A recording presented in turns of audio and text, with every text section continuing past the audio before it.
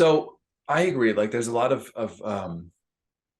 just people talking past each other, but part of me wonders if it's not necessarily social media per se, but the idea that communication has changed and we haven't changed how we communicate. And I think so much back to I'm doing my history reread again, and I'm at the period. The book starts in 1812 and it goes basically 1814, 1848, and it talks about how the time to communicate, like, it talks about the War of 1812, and you've got Custer's, is it Custer's last stand? It's the Battle of, no, I'm sorry, the Battle of New Orleans, Andrew Jackson, right? Yeah. Yeah, like that battle happened after the peace treaty was signed. Yeah, but nobody knew. And but nobody knew because of communication. But the fact is, in 30 years, the rise of Jacksonian democracy, the rise of the Jacksonian populism, if you will, Hmm. communication changed dramatically, where it became faster and cheaper to communicate with each other because you had better roads, you had a better transportation network, you had a built out transportation network, maybe.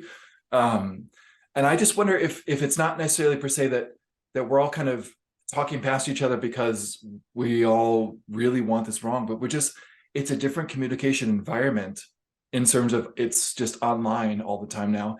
And we haven't quite figured out what's the best way to do that. And I would say, like, maybe they had the same problems where, again, like in 1812, you were literally talking to your town square. But as the decades progressed, it wasn't just the town square. It was what someone was writing, what they were telegraphing across the country to someone else. And, the infamous, like, taken out of context, like maybe things are taken out of context. And that gave rise to a different kind of ire, because you could say, like, can you believe this person said this one sentence? Hmm. And you could give it to a lot more people and communicate, and you could generate a lot more emotion and a lot more vitriol. When in reality, if you listen to the whole 30-minute, 40-minute, and 1 hour speech, like, there was a lot more nuance to it. But because of the medium of the telegraph, like, you lost all that. And so maybe we're in this situation where Twitter's the 280 character plus or minus more if you pay for it, or it's a newsletter or something that goes to a discrete list of people. Like, maybe we're just in this different communication age, and that allows for someone who's populist to rise because they know how to communicate. They know how to tap the right people. They know how to use the new mediums in order to get their message out when everyone else is still kind of scrambling in the, I don't know, the mid 2010s cable news 24-hour news channel cycle. And, like, Well, would that comport with it? What you thinking? well, so and I write about it in the article. Is, Jackson, he's the first American populist president, and you kind of mentioned, how does this happen? It's better roads, it's a better communication system. What is that system that Jackson uses? The Postal Service. Who helped Mm-hmm. create that system? Madison, right? And so Jackson uses the Postal Service in the patronage in the Postal Service, along with the Democratic Party, through the antebellum period to kind of manipulate to uh, you know control the means of communication to ensure victory for their side, right? Yeah. And they're very successful at it. You fast forward, another populist that I write about is Teddy Roosevelt, right?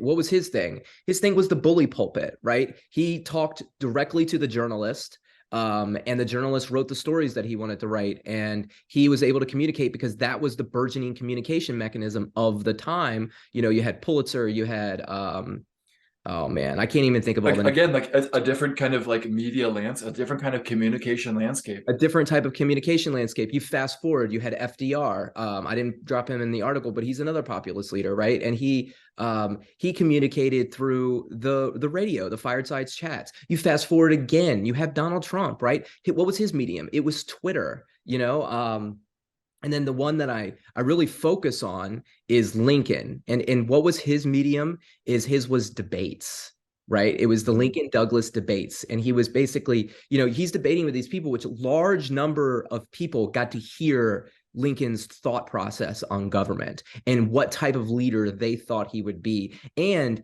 if you're in that scenario, it's only logical or it's only reasonable to think that he's going to talk to a lot of Americans during this time period. So he's going to be shaped by all the stories, because you can get a picture of the type of person Lincoln is through, reading his story. And he's definitely the type of person that would sit down and listen to someone. And that's what makes him such an effective leader in such a factious time, was his ability to understand the American people. So he was confident in his decision making, so he can stand his ground against his factious cabinet and lead them the way that they needed to kind of bind our union back together. And what does he do?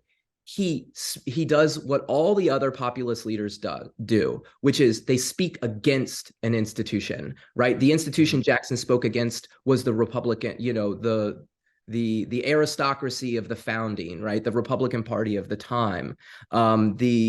The institution that Teddy Roosevelt spoke against was corporations to a large degree.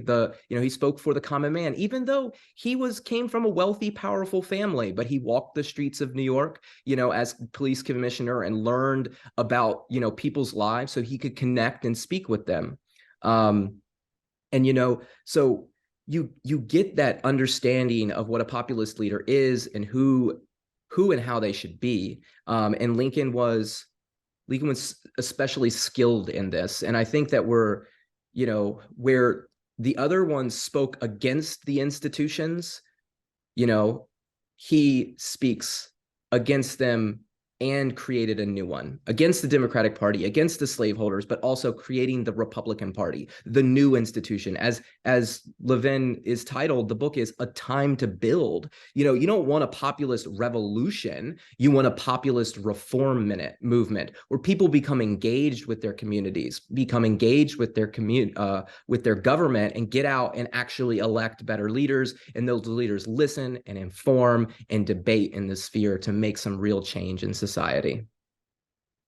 No, it's true. I mean, I think it's so easy to forget how blessed we are, how many benefits we have, how many resources we have, and what advantages we have just by the nature of being Americans, of being, you and I living in Northern Virginia.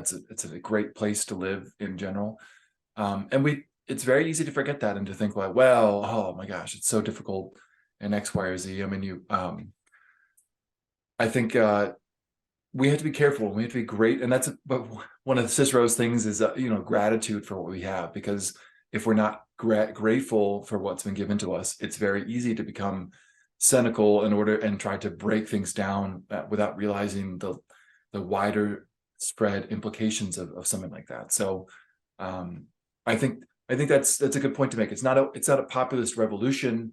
It's a populist reform, and a reform means taking what we have and putting it in the right position. Like I've got a lawnmower that needs a new crankshaft right now, and so you turn it on and it vibrates, and it's you could cut the lawn if you really needed to, but it would ruin your hands probably, and knock your joints out of the shape. But you can disassemble the lawnmower, and all you got to do is replace that one part, that crankshaft, and it's an expensive part. It's $100. But then you can put it all back together, and you can have a lawnmower that's going to cut your grass, and it's going to keep your hands from vibrating to death. Like I think that's the part of reform, and not revolution. Revolution would be, let's take that lawnmower, let's throw it in the dump, and we'll build some new contraption to cut the grass from scratch, and we're going to make a lot of mistakes in the process because we have forgotten everything that came before us.